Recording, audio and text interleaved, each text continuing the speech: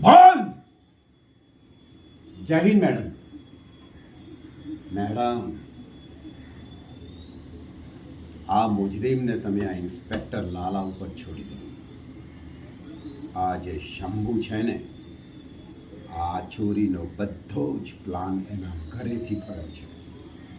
અને ધરમકાંટાનો જેટલો પણ માલ છે ને, એ બધો જ એને શર્માના કહેવાથી ચોરી કર્યો છે. બોલ.